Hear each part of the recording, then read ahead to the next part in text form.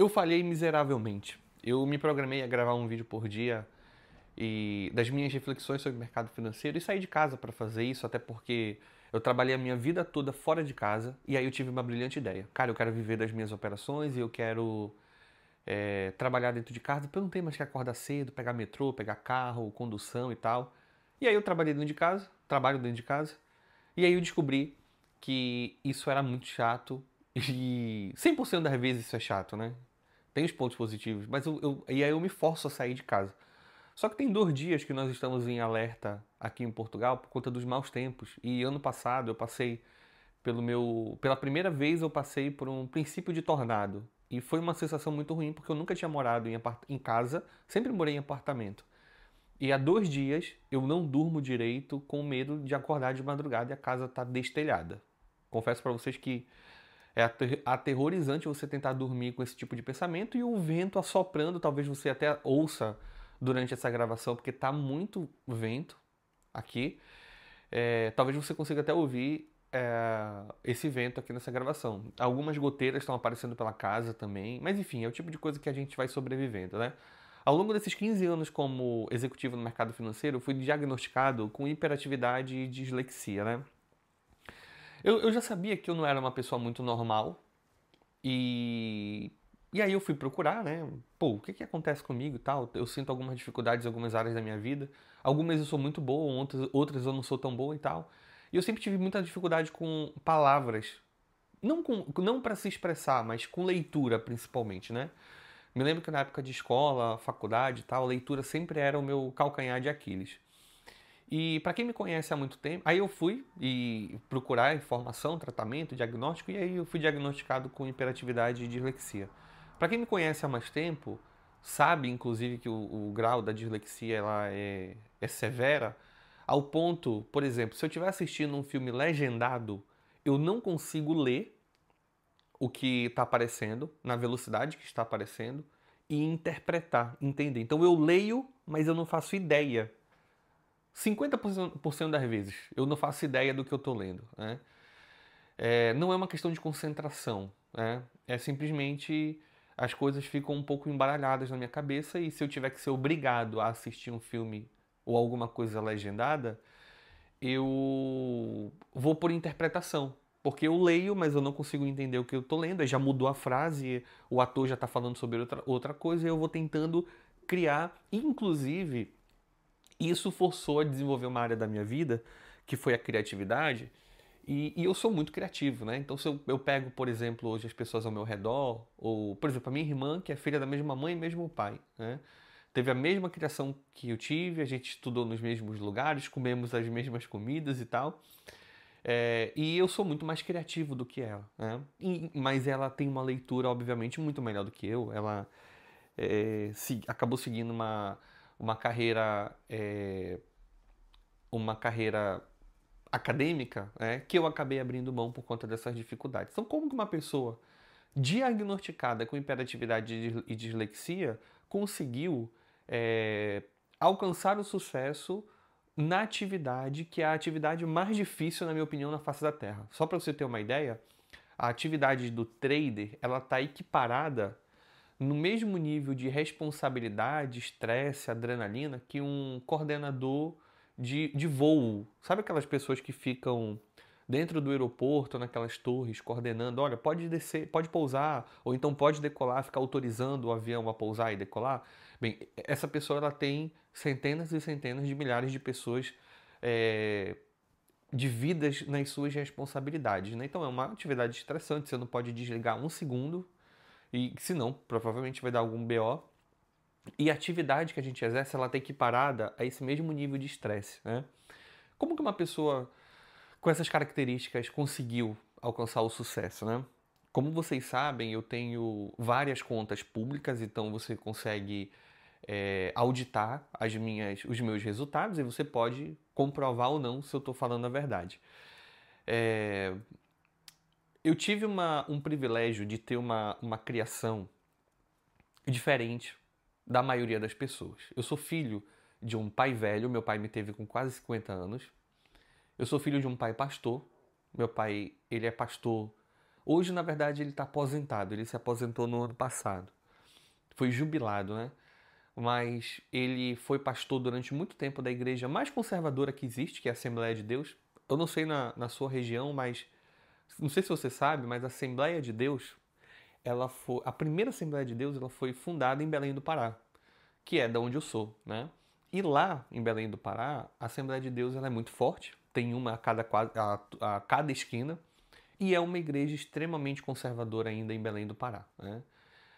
Só para você ter uma ideia, o nível de conservadorismo. A minha irmã só pôde furar a orelha depois dos 18 anos, né? A minha irmã não podia ir de calça para a escola, ela ia de saia. Então esse era o nível de conservadorismo. Ainda é até hoje assim, inclusive, né? Tá um pouco mais flexível. Então, olha só, filho de um pai velho, filho de um pai pastor de uma igreja conservadora, e o meu pai também foi militar, né? O meu pai, ele passou em primeiro lugar na época que ele fez a prova da Marinha Mercante e saiu do interior do Maranhão, a minha família, uma parte é do Maranhão, outra parte é do Pará, e ele foi e fez a prova no Rio de Janeiro, passou. Com quase 30 anos, ele foi aposentado por invalidez e foi quando ele se dedicou à vida ministerial, que era o sonho dele, né? Inclusive, até hoje ele se dedica a isso. Tem quase 80 anos, até hoje ele é dedicado a isso. Então, militar, um pai militar, pastor de uma igreja conservadora e um pai velho. Isso fez com que eu tivesse uma criação muito diferente dos meus amigos, onde muitas vezes isso inclusive fez com que eu me sentisse mal com isso, porque, por exemplo, os pais dos meus amigos brincavam com eles. O meu pai não brincava comigo. Os pais dos meus amigos levavam ele para o estádio de futebol. O meu pai nunca me levou para assistir um jogo de futebol. E eu, claro, teve outras coisas que meu pai fazia e tal, mas assim, essas coisas que eu me lembro mais, né? Poxa, meu pai nunca me levou para um estádio de futebol. Cara, isso me chateava muito, porque eu sempre gostei muito de futebol, gosto até hoje. Quando eu era criança, eu tinha o sonho de ser jogador de futebol, só que aí eu nasci com duas pernas esquerdas, não deu certo. E eu meio que eu ficava chateado, mas beleza, depois passava. E com o tempo eu comecei a entender, né? Essa criação também ela fazia, por exemplo, durante a semana a gente não podia ir para a rua brincar. Então, quantos meus amigos eles iam para a rua todos os dias brincar? Na época da minha infância não tinha telefone acessível, internet e tal. Eu tenho 36 anos, vou fazer 36 anos. Os meus pais só deixavam eu ir para a rua no final de semana e sob supervisão. Então minha mãe colocava uma cadeira na porta, ficava sentada e ficava vendo o que a gente estava fazendo, eu e a minha irmã, né? Com quem a gente brincava e tudo mais. Era extremamente rigoroso quem a gente podia levar em casa ou na casa de quem a gente podia ir também, não era tão fácil. E obviamente que isso me chateava, né? Me chateou bastante. A consequência disso foi que a maioria dos meus amigos de infância, eles foram pais cedos. Então, por exemplo, eu tive um amigo que foi pai com 16 anos, começou, né, prematuramente a sua vida adulta. Outros amigos acabaram não tendo uma realização profissional, então até estudaram, se dedicaram, mas acabaram virando Uber. E eu não tô falando de forma pejorativa, viraram Uber, mas você entendeu o que eu quis falar, né? Imagina só uma pessoa se dedicar para uma carreira, sei lá, estudou direito e se dedicou, se formou, tirou carteira, mas não consegue emprego. Mas precisa sustentar a família de alguma forma. Acabou virando Uber, né? E eu tive amigos que foram presos também, né? Então de infância, né? Usuários de droga, presos e tal. Eu morava numa região que era um ponto médio entre a periferia e a não periferia, né? E eu morava exatamente no ponto médio. E aí eu tinha amigos que tinham dinheiro e eu tinha amigos que não tinham dinheiro, né? Moravam na periferia e outros que não moravam na periferia. E quando eu faço uma avaliação de toda a minha infância, das pessoas, dos meus amigos, pais de amigos, sem sombra de dúvida eu sou a pessoa que alcançou o maior sucesso profissional e financeiro, né? Eu deixo muito claro isso, inclusive, que muito provavelmente isso foi fruto da criação rigorosa que eu tive dos meus pais, porque o que faz hoje eu ter o resultado que eu tenho hoje não está associado à minha genialidade, porque eu não sou um gênio. E sim a gestão que eu utilizo, a gestão do tempo principalmente, né? Esse vídeo, ele não é sobre estratégia de operação. Esse vídeo não é sobre alavancagem, como alavancar o seu capital. Esse vídeo é sobre gestão do tempo. Então, ao longo dos últimos anos, eu fui fazendo essa gestão do tempo, muito forçado, bem falar a verdade, né, pelos meus pais. Então, eles me forçaram a gerir o tempo de uma determinada maneira. Depois, eu fui crescendo e eu tentei fazer de forma diferente de que meus pais tinham ensinado, só que eu vi que não funcionava. Eu acabei voltando às raízes, né? Mesmo não gostando, né? Eu não era 100% feliz com a criação. Inclusive, eu me lembro que eu falava assim, cara, quando eu tiver os meus filhos, eu vou criar diferente de como os meus pais me criaram, né? E por mais que seja, eu estou fazendo isso de forma diferente, criando um pouco diferente, mas a raiz tá muito forte. Então às vezes eu cometo algumas falhas com as minhas filhas, mas eu sei, cara, meu pai faria dessa outra forma e deu muito mais certo e eu sei que eu tô fazendo errado. De forma consciente eu sei que eu tô errando com elas, né? O que inclusive é muita hipocrisia da minha parte, mas eu vou tentar melhorar. Então a gestão do tempo ela é fundamental, principalmente no trade. E numa situação como a minha, onde eu fui diagnosticado depois de muito tempo. Imagina, eu convivi a minha vida toda com dislexia e hiperatividade, mas eu só fui diagnosticado depois de muito tempo, né?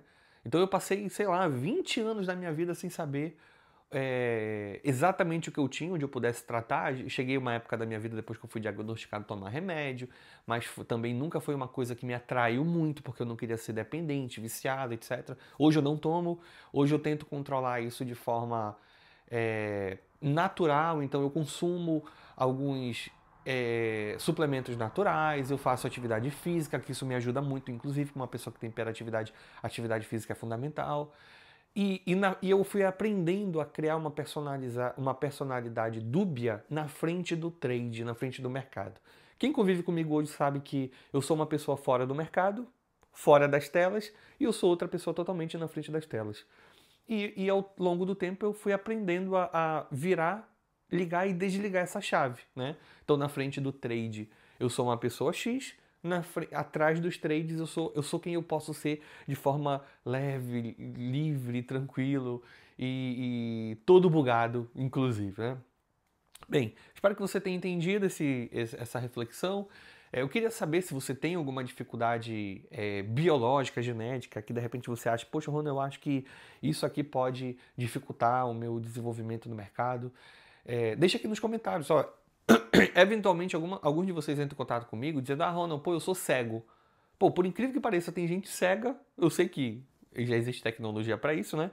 Mas tem gente cega que me assiste. E aí a pessoa manda mensagem para mim ali, deve ter aplicativo específico para isso. Ronald, você acha que um cego consegue operar no mercado financeiro? Tem surdos que entram em contato comigo, né? Pessoas que falam outros idiomas entram em contato comigo perguntando, Ronald, você consegue ensinar em outros idiomas? Porque eu quero aprender com você e tal. E ó, na minha opinião, tudo é possível. Um cego operar, um surdo, uma pessoa que fala espanhol, um chinês, enfim, querer aprender. Tudo é possível, basta você se dedicar, né? Basta você entender que você vai precisar abrir mão de algumas coisas e durante um tempo para depois você começar a colher. Esse é um exemplo real de uma pessoa que teve essas dificuldades e alcançou os objetivos que queria. Espero que você tenha gostado. Se você não é inscrito, se inscreva no canal e ative as notificações. Todo dia tem vídeo novo aqui no meu canal. Valeu, falou, tamo junto e fui!